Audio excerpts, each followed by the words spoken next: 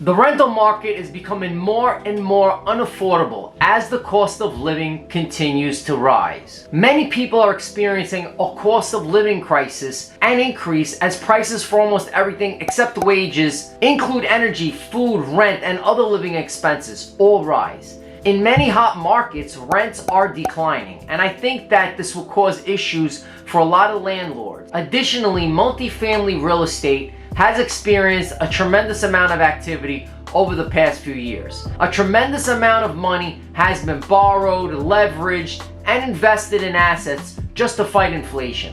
But I think the show is coming to an end, and I think there will be some major changes. Many claim that it is impossible to give a few circumstances. One is that as mortgage rates rise, fewer buyers will be able to purchase homes, forcing them to rent, which will drive up rents for sure. Secondly, because there are numerous investors, premium partners like Blackstone and other large corporations that purchase like 100,000 single-family homes, there is no way for them to lower rents because they have such a large inventory. And as of now, you're seeing conglomerates like Open Door starting to liquidate a lot of their hedge fund holdings. Well, on second thought, they might be lower rents. However, I still think rents will drop significantly even if they don't. So what's gonna happen to us landlords? Let's put these for example.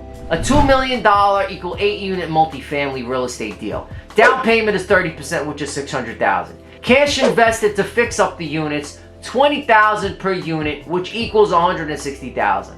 The loan amount is $1.8 million. Monthly payment at 3.5% interest rate is $7,118, not including management, maintenance, building emergency reserves. Let's call it 10 grand. If I include gross rents up to purchase, which will be $1,500, and after renovation, $1,900 per unit, we got a cap rate of 4.788%, which is very low. So maybe we're looking at a monthly income of about $1,000, which is very little. Almost nothing. But once all of the work is done, we might make $5,000 each month, which isn't bad. But we put $1 million on $5 grand a month, which at 5% return on cash with all that work, many people would think is not a good deal. But if interest rates are low, it will make sense to do it. As a result, this is the curveball that all investors are currently facing. A lot of these consumers acquire these properties at 3, 5, or 7-year arms, which means they will all have to refinance them down the road or face being slammed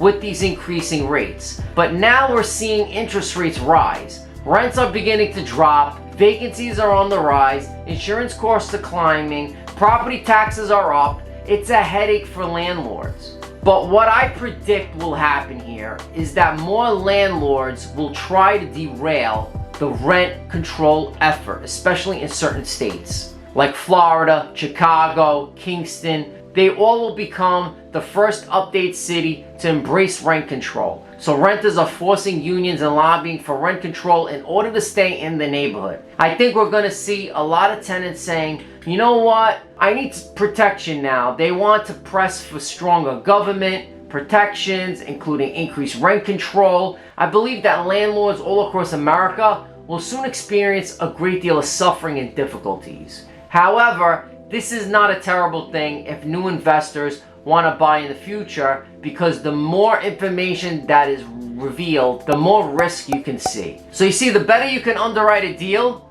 and put more confidence into your investment, you'll be better off. You don't want to try to catch a falling knife. You want to know the risks and reap your rewards. On that note, I'll see you later.